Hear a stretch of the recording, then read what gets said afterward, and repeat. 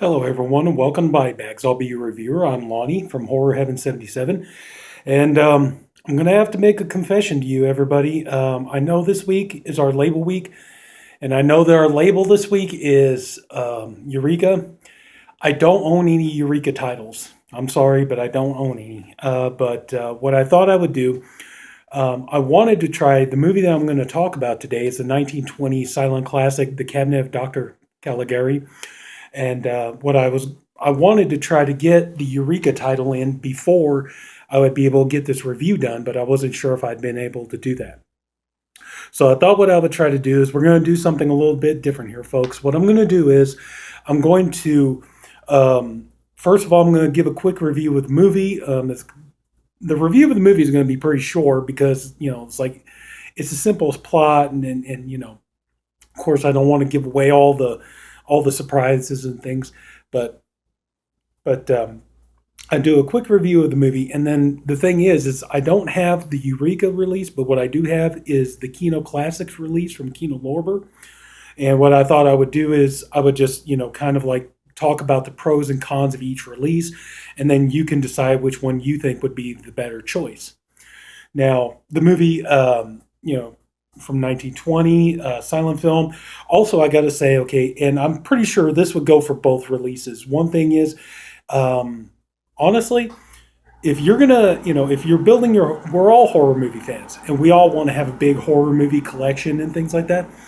And I'm sure that if any of you are deciding like, hey, I really want to try to build up my, my horror silent movie collection. In my opinion, this is a must-have. Okay, this movie, here it's restored. It's a 4K restoration on this disc, which it is also on the Eureka. So I'd be willing to bet you, okay, at least you got that going for you. I think whether the Kino Lorber or the Eureka, the movie's going to look great. I seriously doubt that there's going to be much difference in terms of picture quality. So yeah, you got that going for you. So if you get this, and even if you're the kind of person who's like, oh God, ooh, old black and white silent movies, no, it's like, trust me, I think, once you see how gorgeous this looks, all the picture fully restored and everything else, it'll definitely change your mind. So the story is pretty simple. You have Werner Krauss. He plays the evil Dr. Caligari, and he comes into this small village, and they're doing kind of a fair, and he gets his permit. He says that he wants to be part. He's got like a sideshow, and that he's able to get his permit, and then he invites people from around to come see his exhibit, and his exhibit is basically a creature, which you see here played by Conrad Veidt. And then he shows that the creature basically, has no will of his own, that he's something of a robot. He's not a robot, but he's something like a robot. He's programmed. Caligari has programmed him to do the doctor's bidding, and to follow his every command and things like that. And of course, everybody's astonished, and they're whoa, that's so awesome, that's so cool. But then what it turns out is that Caligari is a very evil man, and that what he wants to do is he wants to use the creature to do his bidding, to kill people. So he would send the creature out to go out and kill people that he wanted him to kill. And then, of course, like, many monster movies, he comes across, I believe the actress's name is Lil Dagover, something like that. And he comes across her, which, of course, turns into a Beauty and the Beast kind of a thing. He falls in love with her, and he wants to take her and keep her and things like that. And so, so then you got like the village, kind of doing like a Frankenstein type of thing. Everybody gets their pitchfork, torches, all this stuff goes after the creature kind of a thing. Similar to that. So, but yeah, I would definitely recommend this movie. It really is great. It's visually stunning.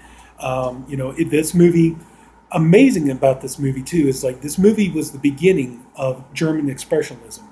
And this was in 1920. This was after World War One. And that's another thing too.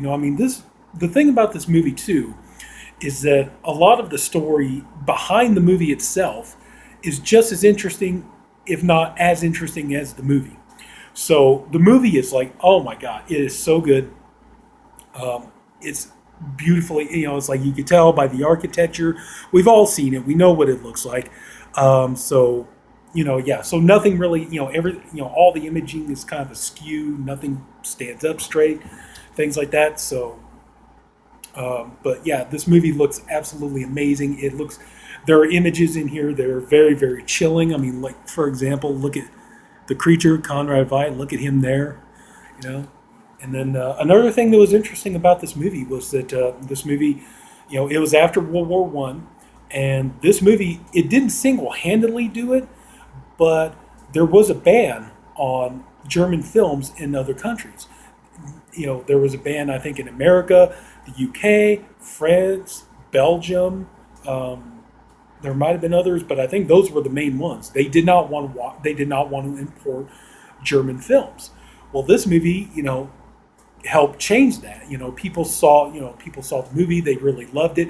It played in like little bits here and there, and then finally, when the bans lifted, this movie was able to show, and people loved it, and it got rave reviews, and everybody just flocked to it and thought it was a great film and everything else. And then the German film industry saw that, and they say, hey, everybody loves this. They love this expressionism that we're going for, which they took from, paintings like Picasso and things like that, where it's like, what it is, but it's always distorted, things like that. And so they decided they're going to make more movies like that. And so they went, full steam ahead, the German industry. They started working on movies. Nosferatu, I think, is another example of that. But ultimately, yeah, it didn't last too long because I think evidently or apparently it got to a point where it was just getting too expensive, and it was getting too hard for them to keep making these movies. The two main, it says here in the booklet here, the two main films that kind of bring the downfall of German expressionist cinema, at least back in that time, was Murnau's Faust and Fritz Lang's Metropolis. These movies, they went way over budget, they went way over schedule, trying to get them done, and then when the movies came out, I think the movies didn't really return on the investment. So I think that kind of helped quell down the whole German expressionist cinema era. So, but I'm sure we still see it and everything else. But this movie it's amazing, and like I said, it's incredibly chilling in parts, and it's just in my opinion, it's one of those kind of movies. Once you start watching it, you can't take your eyes off of it. This movie's definitely been an influence on a lot of filmmakers. Obviously, the biggest one offhand that everybody would think of is Rob Zombie. Because Rob Zombie basically almost made the movie Dr. Caligari in his music video for Living Dead Girl, which he played Caligari and his wife played the creature.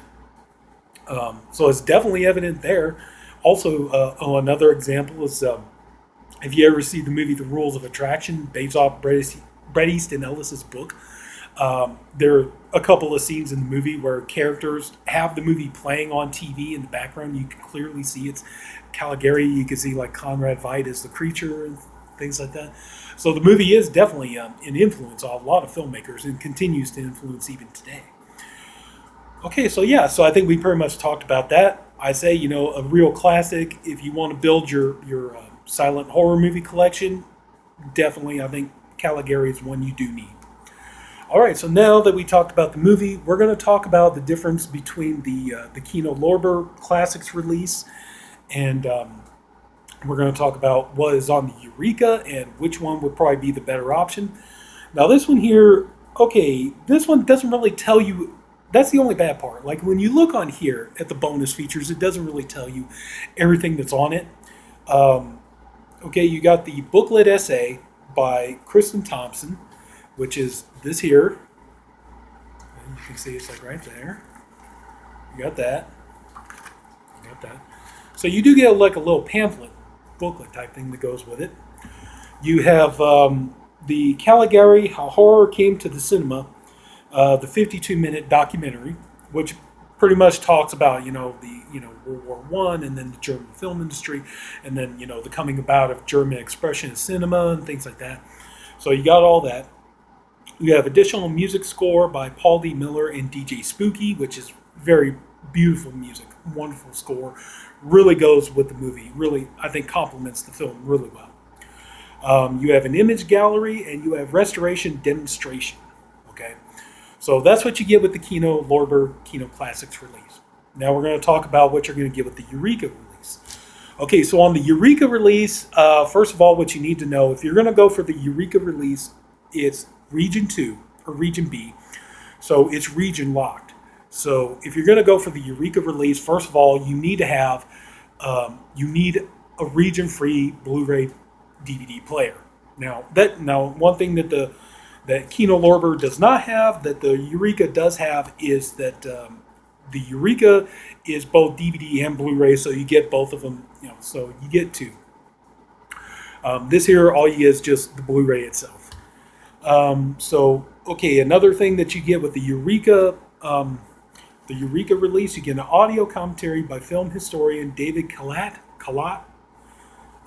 So that's not on the Kino Lorber release. Okay, it's not mentioned anywhere. At least I couldn't find it. So then you have a video essay called "You Must Be Caligari" by David Cairns. I'm sorry if I'm mispronouncing that, but it's not on the Kino release, so you don't have that. You have the 52-minute documentary, which is on both releases, but on the Kino, it's called Caligari: How Horror Came to the Cinema.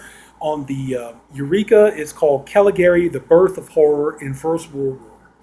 So that's pretty much what you got. So those are on both releases. Let's see here. The next thing you got, okay, 3 short pieces of the film restoration. Now, here's the thing. You have the restoration demonstration on here, but now the Eureka has 3, okay? On the Kino, you have 2. So, so you get 1 more if you buy the Eureka release, okay? So you got that. Let's see, trailer for the release of new restoration of the 4K film. Okay, that's on both of these, okay? Both releases have that.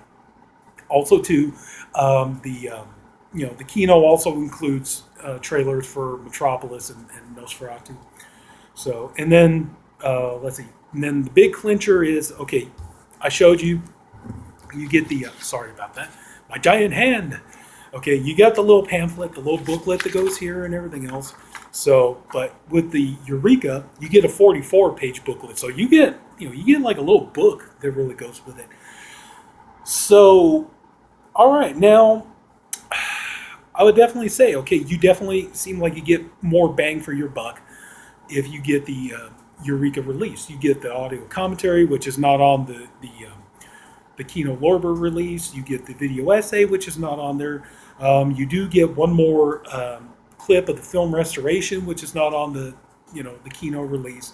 So I would definitely say, yeah, in terms of bonus features and things like that, I would definitely say the Eureka is definitely the way to go. Let's see. In terms of picture quality, like I said, they're both 4K restorations, so I'm pretty well certain it's fair to say that the picture quality is going to be about the same. You're not going to see much of a difference picture quality wise. The only thing is, though, is like if you're going to go, like I said, if you're going to go for the Eureka release, you need to have a Region B, Region 2, a region-free Blu-ray player is what you're going to need if you're going to get that. Whereas, like if